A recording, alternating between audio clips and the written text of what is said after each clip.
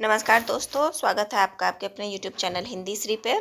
हम सभी सरस्वती पांडे और गोविंद पांडे की जो वस्तुनिष्ठ हिंदी साहित्य है उसका वाचन कर रहे हैं। पिछले की कुछ कक्षाओं का वाचन हो चुका है। आगे हमें हिंदी पढ़ना है, हिंदी व्युत्पत्ति और अर्थ। तो आइए कक्षा को आरंभ करते हुए हम अग्रसर होते हैं। हिंदी शब्द की व्युत्पत्ति के संबंध में निम्नलिखित मत प्रचलित है।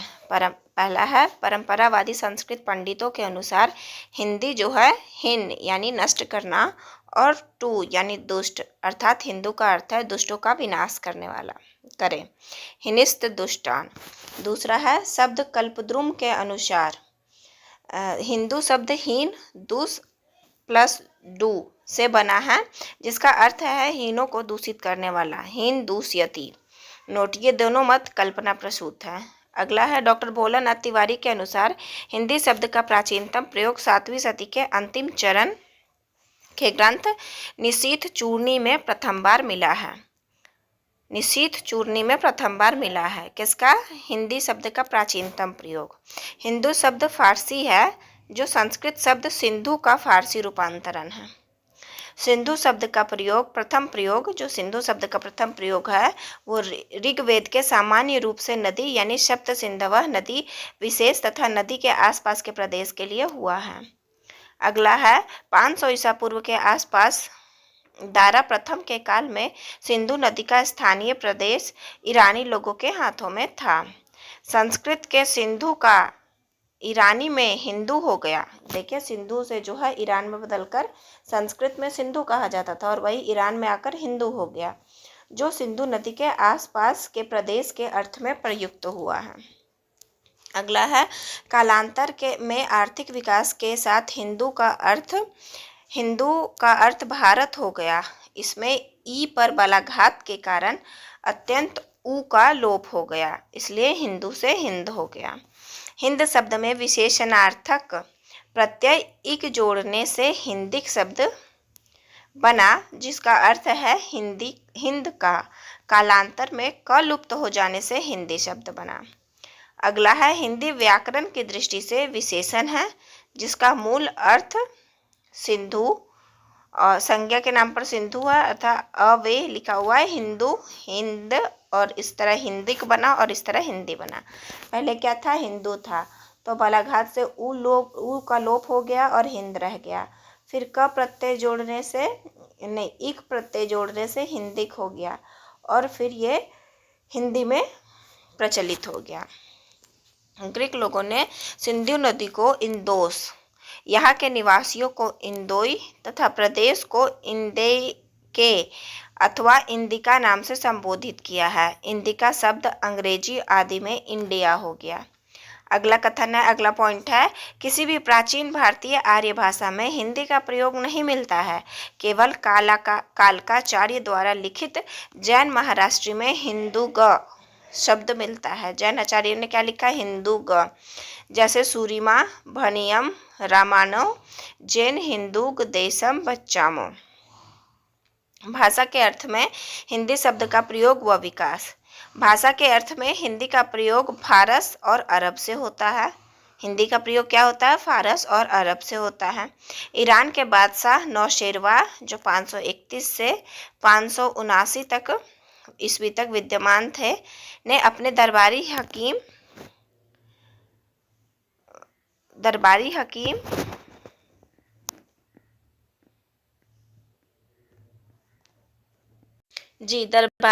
बजरोया है, यहाँ पे बजरोया को भारतीय ग्रंथ पंचतंत्र का अनुवाद करने के लिए नियुक्त किया था। यानी देखिए कि ईरान के बादशाह नौशेरवा थे, उनके जो दरबारी हकीम बजरोया थे, उनको उन्होंने पंचतंत्र का अनुवाद करने के लिए नियुक्त किया था। बजरोया ने जो कर्कटक और दमनक के आधार पर अपने अनुवाद का नाम कलीला व दिमना रखा था। यहाँ देखिए कि जो बजरोया को नियुक्त किया गया था पंचतंत्र के अनुवाद के लिए, उन्होंने अपने अनुवाद का नाम क्या रखा है? कलीला व दिमना रखा था। कलीला व दिमना की भूमिका नौशेरवा के मंत्री बुजर्च मिहर ने लिखी थी। भूमिका में कहा गया कि यह अनुवाद जबाने हिंद से किया गया है। अगला कथन है अरबी फारसी में ज़बान हिंद शब्द का प्रयोग संभवतः भारत की समस्त भाषाओं संस्कृत, पाली, प्राकृत और अपभ्रंश के लिए मिलता है। अगला कथन है भारत के फारसी कवि औफी ने सर्वप्रथम सन 1228 ईस्वी में हिंदवी शब्द का प्रयोग समस्त भारतीय भाषाओं के लिए न करके भारत की देशी भाषाओं के लिए किया है। अगला कथन है तैमूरलंग के पोते सरफुद्दीन यज़दी ने सन 1424 ईस्वी में अपने ग्रंथ जफरनामा में, ये भी बहुत महत्वपूर्ण है, जफरनामा किसकी रचना है तो सरफुद्दीन यज़दी की। सरफुद्दीन यज़दी ने 1424 ईस्वी में अपने ग्रंथ जफरनामा में विदेशों में हिंदी भाषा के अर्थ में हिंदी शब्द का प्रथम प्रयोग किया है। डॉक्टर धीरेन्द्र वर्मा द्वारा संपादित हिंदी साहित्य कोश भाग 1 के अनुसार 13वीं और 14वीं सदी में देसी भाषा को हिंदी या हिंदकी या हिंदुई नाम देने में अबुल हसन या अमीर खुसरो का नाम सबसे अधिक महत्वपूर्ण है। डॉक्टर भोलानाथ तिवारी एवं उदय नारायण तिवारी ने भाषा के अर्थ में खुसरो द्वारा प्रयुक्त हिंदी को संदिग्ध माना है। उक्त दोनों विद्वानों ने हिंदी शब्द के प्रयोग को भारतीय मुसलमान के अर्थ में रेखांकित किया है। डॉक्टर भोलानाथ तिवारी ने लिखा है खुसरो ने हिंदी शब्द का प्रयोग भारतीय मुसलमानों के लिए किया है और हिंदवी शब्द का मध्य देशीय भाषा के लिए। यह हिंदवी शब्द वस्तुतः हिंदुई या हिंदुई है, हिंदू प्लस ई अर्थात हिंदुओं की भाषा। हिंदवी शब्द के प्रयोग के कुछ दिन बाद हिंदी अर्थात भारतीय मुसलमानों की भाषा के लिए कदाचित हिंदी शब्द चल पड़ा है। हिंदी कवि नूर मोहम्मद ने लिखा है हिंदू मग पर पाँव न राखी जाको बहुते हिंदी भाखियो, और ये कथन आपका रामचंद्र शुक्ल के इतिहास में भी दिया गया है और ये कथन पूछा भी जाता है।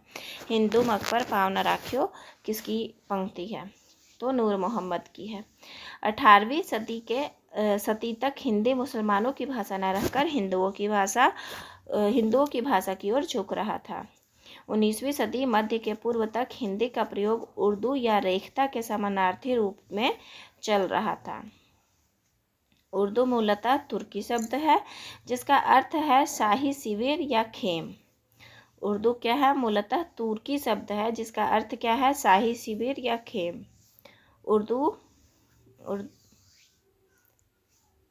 उर्दू जो है उर्दू का अर्थ क्या है शाही शिविर या खेम। डॉक्टर ग्राहम बेल तथा डॉक्टर ताराचंद आदि का कहना है कि उर्दू का भाषा के निश्चित अर्थ में सबसे पुराना प्रयोग मुशफ़ी से मिलता है। खुदा रखे जबां हमने सुनी है मीर वो मिर्जा की, कहे किस मुँह से हम मुशफ़ी उर्दू हमारी है।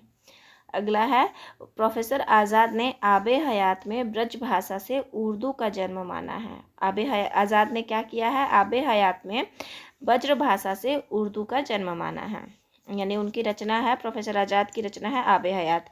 उनमें उन्होंने क्या कहा है कि उर्दू जो जन्मी है वो ब्रज भाषा से जन्मी है। रेख्ता का फारसी में अर्थ गिरा हुआ या गिराकर बनाया हुआ ढेर है। भारत में अगला कथन है भारत में रेख्ता शब्द का प्रयोग पहले छंद और संगीत के क्षेत्र में हुआ करता था। रेख्ता नाम 18वीं सदी से आरंभ होकर लगभग 19वीं सदी के मध्य तक उर्दू के लिए चलता रहा था। 18वीं सदी से लेकर 19वीं सदी के मध्य तक उर्दू के लिए क्या चलता था रेख्ता चलता था। माफ़ी चाहती हूँ। हिंदी का नवीन अर्थ में लिखित प्रयोग सर्वप्रथम कैप्टन टेलन ने सन 1812 ईस्वी में किया था। क्या किया था हिंदी का नवीन अर्थ में लिखित प्रयोग यानी कि लिखित तौर पर प्रयोग किसने किया था सर्वप्रथम कैप्टन टेलन ने 1812 ईस्वी में फोर्ट विलियम कॉलेज के वार्षिक विवरण में किया था। वर्तमान में हिंदी शब्द मुख्यतः निम्न अर्थों में प्रयुक्त हो रहा है। पहला है हिंदी साहित्य के इतिहास ग्रंथों में हिंदी का अर्थ है हरियाणा, हिमाचल प्रदेश, उत्तराखंड, दिल्ली, राजस्थान, उत्तर प्रदेश, मध्य प्रदेश तथा बिहार की भाषा। इस पूरे क्षेत्र को हिंदी प्रदेश कहते हैं। दूसरा है वर्तमान भारतीय साहित्य में हिंदी शब्द भारतीय संघ की राजभाषा देवनागरी लिपि में होगी। भारतीय अनुसंधान अनुच्छेद 343 तथा राष्ट्रभाषा के नाम का द्योतक है। अब देखिए, अब है हिंदी की बोलियां, हिंदी और उसकी उपभाषा। और ये आपको बहुत याद रखना है क्योंकि इससे प्रश्न आते रहते हैं। हिंदी की बोलियों को हमें बहुत विशेषता ध्यान से देखना होगा। सबसे पहले तो हम देखेंगे कि सौर सैनी अपभ्रंश के अंतर्गत 3 प्रकार की बोलियां आती हैं: पश्चिमी हिंदी, राजस्थानी हिंदी और पहाड़ी हिंदी। तो पश्चिमी हिंदी के अंतर्गत आकार बहुला और ओकार बहुला। हालांकि ये आपको याद रखना कि पश्चिमी हिंदी के अंतर्गत ये सारी की सारी आती हैं। तो आकार बहुला में कौरवी, हरियाणी या बांगरू या दक्खनी। आकार बहुला में क्या है? कौरवी, हरियाणवी या बांगरू या दक्खनी। तो याद रखिएगा कि जो कौरव थे, ऐसा ट्रिक के लिए बता रही हूँ कि जो कौरव थे दक्षिण में जाके हरियाली के लिए बांग देते थे। हरियाली के लिए बांग देते थे। आ यानी आकार बहुला है और ये पश्चिमी हिंदी के अंतर्गत आता है। कौरवी जो है दक्षिणी में, पश्चिमी दक्षिणी में हरियाणा के लिए बांग देते थे आ। और ओकार बहुला के अंतर्गत ब्रज जो है बुंदेल कन्नौज, यानी कान की बूंदे बार बार पहनती है। ओ कान की, कन्नौज मतलब कान की, बुंदेली मतलब बूंदे, ब्रज मतलब बार बार पहनती है। ऐसे ट्रिक कर करके याद रखेंगे तो आपको जरूर याद रहेगा। जब आप ऑप्शन देखेंगे तो आपके दिमाग में तुरंत से क्लिक कर जाएगा। अब आते हैं राजस्थानी हिंदी, जो ट वर्ग बहुला है। राजस्थान के स्पेलिंग में बीच में टी आता है ना, तो उसी से याद रखिएगा कि राजस्थानी हिंदी के अंतर्गत ट वर्ग बहुला है। और उसके अंतर्गत आता है मारवाड़ी, जयपुरी जिसे ढूंढानी भी कहते हैं, मेवाती और मालवी। तो याद रखिएगा कि माल के लिए राजस्थान में माल के लिए मार कर या ढूंढ कर, नहीं पहले ढूंढना होगा। राजस्थान में माल के लिए ढूंढ कर मारते हैं और मेवा खिलाते हैं, तब वो जैद करता है। राजस्थान में, फिर से बताती हूँ, राजस्थान में माल के लिए ढूंढ कर मारते हैं और मेवा खिलाते हैं, मेवाती, तब वो जय करता है, जयपुरी। अब है पहाड़ी हिंदी के अंतर्गत कुमाऊनी और गढ़वाली। गढ़ पहाड़ी हिंदी, गढ़ है और कुमाऊनी है। अर्धमागधी के अंतर्गत पूर्वी हिंदी आता है। अर्धमागधी के अंतर्गत अर्ध और पूर्वी दोनों में देखिए आधा र का प्रयोग किया गया है। तो अर्धमागधी और पूर्वी हिंदी, उसमें ABC यानी अवधी, बघेली और छत्तीसगढ़ी आते हैं। ABC पूर्वी हिंदी में कौन है? ABC अवधी, बघेली और छत्तीसगढ़ी। मागधी के अंतर्गत बिहारी हिंदी, जिसमें भोजपुरी, मगही और मैथिली आते हैं। मागधी के अंतर्गत कौन है? बिहारी हिंदी आते हैं, जिसमें भोजपुरी, मगही और मैथिली आते हैं। अगला पॉइंट है, डॉक्टर भोलानाथ तिवारी ने पश्चिमी हिंदी के अंतर्गत 2 अन्य बोलियां ताजुबेकी और निमाड़ी को भी स्वीकार किया है। किसके अंतर्गत? पश्चिमी हिंदी के अंतर्गत। पश्चिमी हिंदी यहाँ है देखिए, जिसमें आकार बहुला और ओकार बहुला था। अगला है, हिंदी भाषा की प्रमुख बोलियों के अन्य नाम और उसकी उपबोलियां निम्नलिखित है। हरियाणी है, अन्य नाम इसको बांगुरी, बांगरू और देशवाली। याद रखिएगा, हरियाणा के लिए बांग देता है देश के लोग।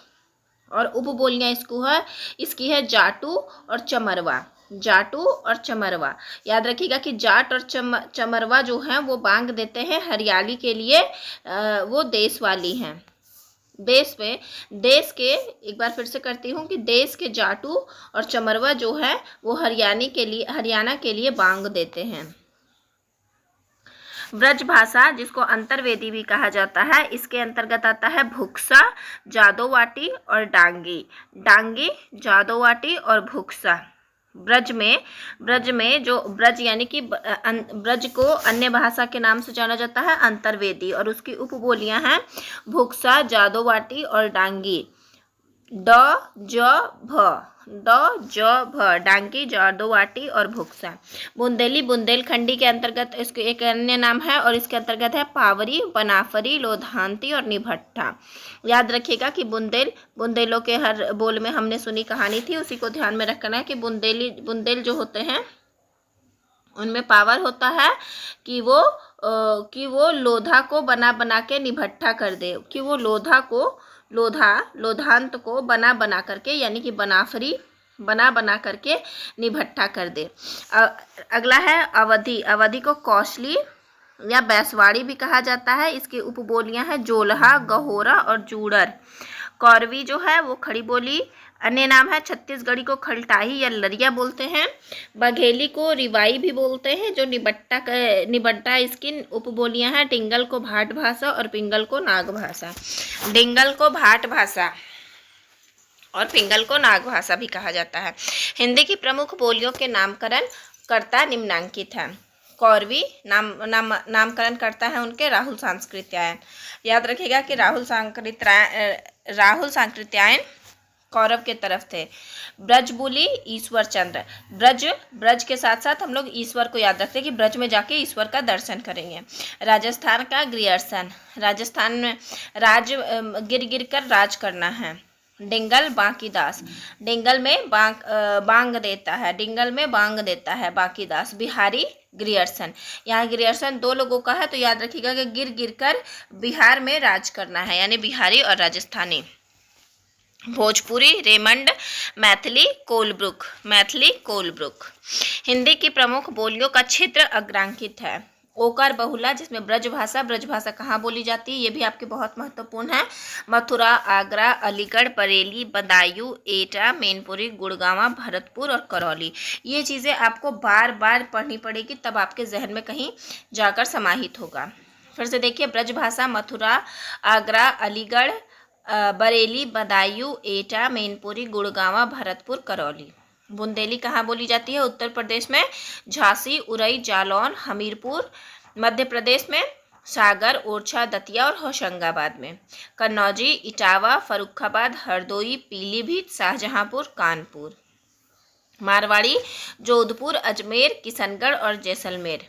यहाँ मारवाड़ी के लिए और मालवी के लिए आप बहुत कंफ्यूज हो सकते हैं, तो आप बहुत ध्यान से देखिए कि मारवाड़ी जो है वो जोधपुर, अजमेर, किशनगढ़ और जैसलमेर में बोला जाता है। कुमाऊनी वहीं नैनीताल, अल्मोड़ा, पिथौरागढ़ में बोला जाता है। गढ़वाली टिहरी, गढ़वाल, चमोली, उत्तरकाशी में बोला जाता है। मालवी जो है उज्जैन, प्रतापगढ़, रतलाम, इंदौर और देवास में बोला जाता है। आकार बहुला के अंतर्गत कौरवी बोली आती है जो बिजनौर, रामपुर, मुरादाबाद, मेरठ, मुजफ्फरनगर, सहारनपुर, दिल्ली, गाजियाबाद में बोला जाता है। और दक्षिण भारत में बीजापुर, गोलकुंडा, अहमदनगर, हैदराबाद में बोला जाता है। उदासीन आकार बहुला